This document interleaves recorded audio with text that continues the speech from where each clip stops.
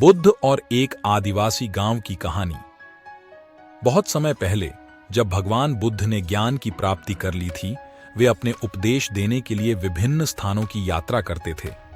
एक दिन उन्होंने एक घने जंगल के बीच स्थित एक आदिवासी गांव की ओर रुख किया। इस गांव के लोग सरल जीवन जीते थे और बाहरी दुनिया से बहुत कम संपर्क रखते थे। गांव में पहुंचते ही बुद्ध ने देखा कि गांव के लोग बहुत ही सीधे सादे और मिलनसार हैं, लेकिन उनमें अज्ञानता और अंधविश्वास भी बहुत गहरा था। उन्होंने गांव के मुखिया से मुलाकात की और अपने आने का उद्देश्य बताया। मुखिया ने बुद्ध का स्वागत किया और गांव वासियों को उनके उपदेश सुनने के लिए आमंत्रित किया। बुद्ध ने गांव वासियों को एकत्रित किया और उन्हें एक कहानी सुनाई। एक बार एक घने जंगल में एक हिरण रहता था। वह हिरण बहुत ही सुंदर और तेज था, लेकिन बहुत डरा हुआ भी था। हर समय उसे लगता था कि कहीं कोई शिकारी उसे मार न दे। इस डर के कारण वह हर आवाज से घबराता और दिन रात परेशान रहता। एक दिन वह जंगल के सबसे बुद्धिमान जानवर एक पुराने हाथी से मिला। हाथी ने उसे देखा और उसके डर का कारण पूछा। हिरण ने अपनी चिंता बताई।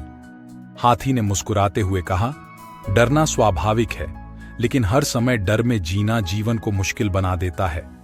अगर तुम अपने डर का सामना करोगे और जानोगे कि कौन सी चीजें वास्तव में खतरनाक है और कौन सी नहीं, तो तुम आराम से जी पाओगे। हिरण ने हाथी की सलाह मानी और धीरे धीरे उसने अपने डर का सामना करना शुरू किया। कुछ समय बाद वह समझ गया कि ज्यादातर चीजें जिनसे वह डरता था वास्तव में उसे नुकसान नहीं पहुंचा सकती।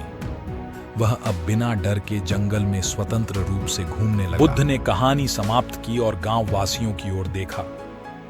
इस हिरण की तरह उन्होंने कहा, हम में से हर एक को अपने डर और अंधविश्वास का सामना करना चाहिए।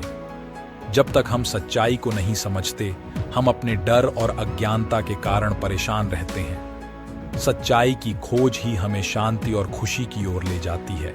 गांव वासियों ने बुद्ध की बातों को ध्यान से सुना और उन्हें अपनी जीवन में अपनाने का संकल्प लिया। धीरे धीरे गांव में बदलाव आने लगा।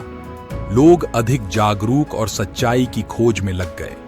अंधविश्वास और डर की जगह ज्ञान और समझ ने ले ली। इस प्रकार बुद्ध ने अपने उपदेशों से उस आदिवासी गांव को नई दिशा दिखाई और उनके जीवन में एक सकारात्मक परिवर्तन लाया। गांववासी हमेशा बुद्ध के आभारी रहे और उनकी शिक्षाओं का पालन करते रहे।